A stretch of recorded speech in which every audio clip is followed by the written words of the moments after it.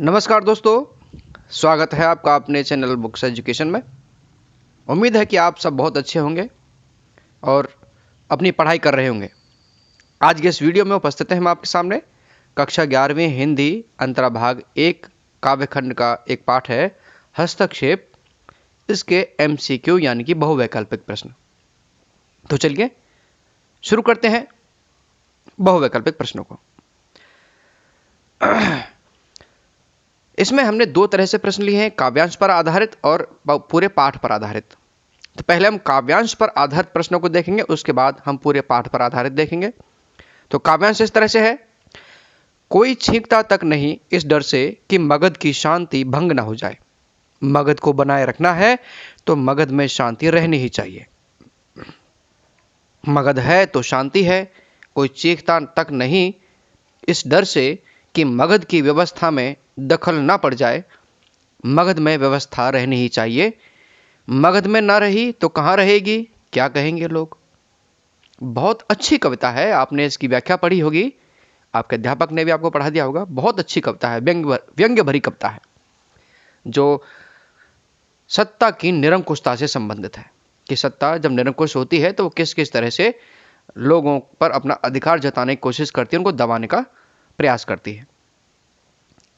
तो देखो, इस तरह से आपके लिए काव्यांश आएगा और काव्यांश में कुछ प्रश्न ऐसे होते हैं कि आप कोई सी भी कविता पढ़ लीजिए, उसमें से वो आएंगे। जैसे कवि का नाम है और कविता का नाम है, इस तरह के प्रश्न है, और उसमें भाषा कैसी है, तो इस तरह के प्रश्न तो उसमें आते ही आते हैं।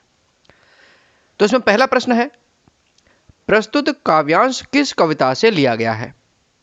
ए घर में वापसी, बी हस्तक्षेप, सी संध्या के बाद, डी सब आंखों के आंसू उजले। अब देखिए बच्चों, आपको जिस प्रश्न का उत्तर आता है आप उस प्रश्न का उत्तर कमेंट बॉक्स में प्रश्न नंबर और उत्तर नंबर लिखकर जरूर दें, जिससे कि आपकी प्रैक्टिस भी हो जाएगी, एक तरह से टेस्ट सीरीज हो जाएगी आपके लिए। और टेस्ट के लिए आप यदि PDF चाहते हैं तो वो भी आपको मिल जाएगी। डिस्क्रिप्शन में आप दिए गए नंबर पर व्हाट्सएप कर सकते हैं या ईमेल कर सकते हैं, वहां से आपको बिल्कुल निःशुल्क मिल जाएगी। तो प्रस्तुत काव्यांश किस कविता से लिया गया है, इसमें उत्तर बी सही होगा, हस्तक्षेप। बी उत्तर इसमें सही है।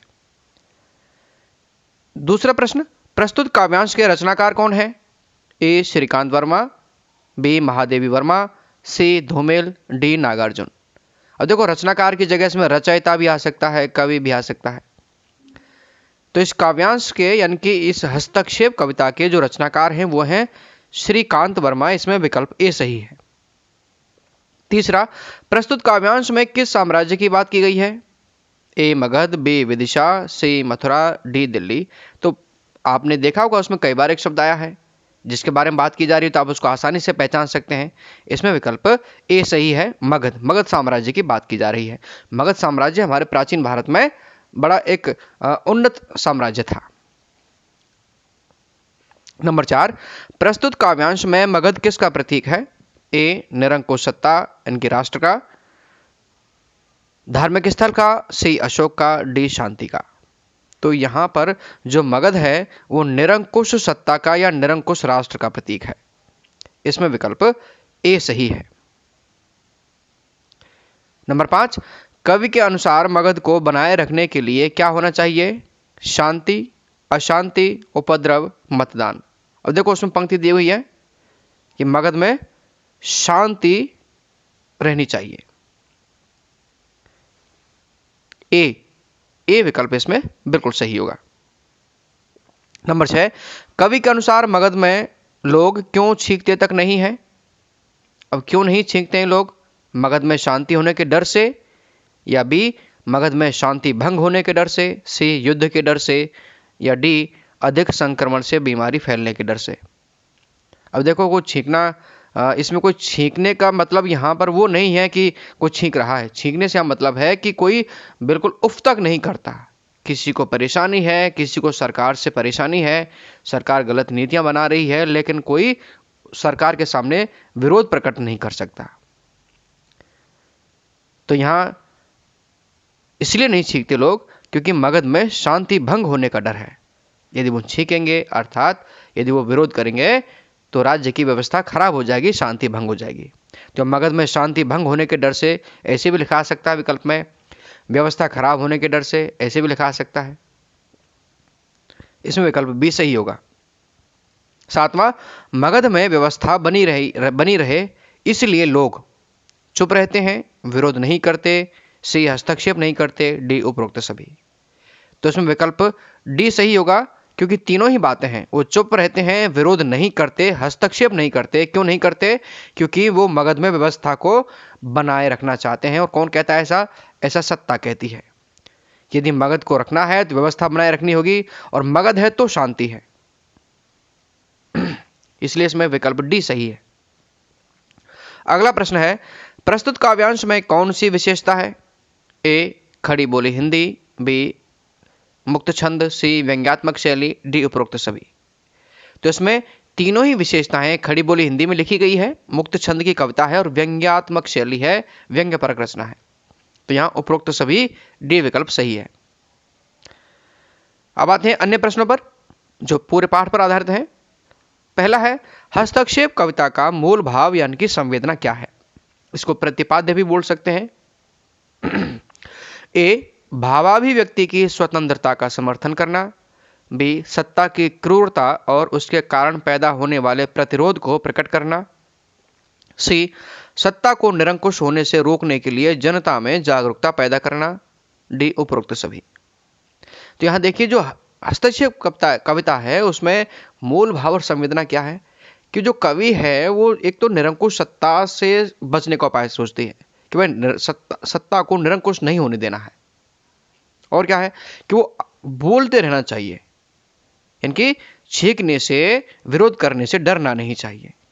तो यहां देखो, अभिव्यक्ति की स्वतंत्रता का समर्थन कवि करता है। यहां पूरी कविता में आपने देखा है कि बोलने के लिए कहते हैं। यदि कोई नहीं बोलेगा तो अंत में वो क्या कहते हैं कि जो मुर्दा जाएगा वो मुर्दा जरूर बोलेगा। वो प्रश्न कर जाता है कि मनुष्य क्यों मरता है। तो यहां अभिव्यक्ति की स्वतंत्रता का समर्थन करना, यह भी भाव सही है। सत्ता की क्रूरता और उसके कारण पैदा होने वाले प्रतिरोध को प्रकट करना, यह भी सही है। और सी सत्ता को निरंकुश होने से रोकने के लिए जनता में जागरूकता पैदा करना, यह भी भाव सही है। कहने का आशय है कि इसमें उत्तर विकल्प डी सही होगा, यानी कि उपरोक्त सभी। दूसरा, मगध अब कहने को मगध है, रहने को नहीं। लोग ऐसा क्यों कहते हैं? क्योंकि वहां अब निरंकुश सत्ता के लोगों के अधिकारों का हनन हो रहा है, यानी कि निरंकुश सत्ता के कारण लोगों के अधिकारों का हनन हो रहा है। बी वहां अब नैतिकता नहीं बची है, सी वहां लोगों को बोलने तक की आज़ादी नहीं है, डी उपरोक्त सभी।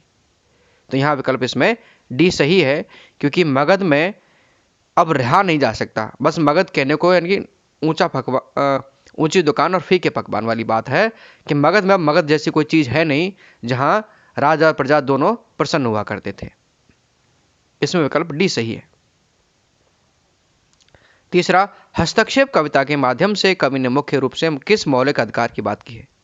संपत्ति का अधिकार, बी अभिव्यक्ति की स्वतंत्रता का अधिकार, सी युद्ध करने का अधिकार, डी शिक्षा का अधिकार। तो यहां पर विकल्प इसमें बी सही है। अभिव्यक्ति की स्वतंत्रता का अधिकार, इस अधिकार की मूल रूप से बात कही गई है और यही भाव यहां पर प्रकट होता है। चौथा, प्रस्तुत कविता में हस्तक्षेप से क्या आशय है? देखो, कविता का शीर्षक भी हस्तक्षेप है, तो क्या आशय है इसका? ए सत्ता की गलत नीतियों का विरोध करना, बी अन्याय के खिलाफ बोलना, सी सत्ता से सवाल करना, डी उपरोक्त सभी। विकल्प इसमें डी सही होगा, उपरोक्त सभी। हस्तक्षेप के तीनों आशय हैं। सत्ता की गलत नीतियों का विरोध भी करना चाहिए, अन्याय के खिलाफ बोलना चाहिए और सत्ता से सवाल करते रहना चाहिए, जिससे कि सत्ता निरंकुश ना हो। यदि इस प्रश्न को घुमा दिया जाए कि सत्ता को निरंकुश होने से बचाने के लिए कौन कौन से उपाय करने चाहिए, तो आप इन तीनों को इसमें लिख सकते हैं। पांचवा, मुर्दा क्या प्रश्न करके हस्तक्षेप करता है? ए मनुष्य क्यों मरता है, बी मनुष्य क्यों जीता है, सी मनुष्य क्यों निरंकुश होता है, डी उपरोक्त सभी। तो इसमें विकल्प ए सही है, मनुष्य क्यों मरता है। मुर्दा ये प्रश्न करके हस्तक्षेप कर जाता है। नंबर 6, हस्तक्षेप कविता किस व्यवस्था की ओर इशारा करती है? जनतंत्र की ओर, निरंकुश शासन व्यवस्था की ओर, सी परंपरावादी व्यवस्था की ओर, डी मुर्दों की व्यवस्था की ओर।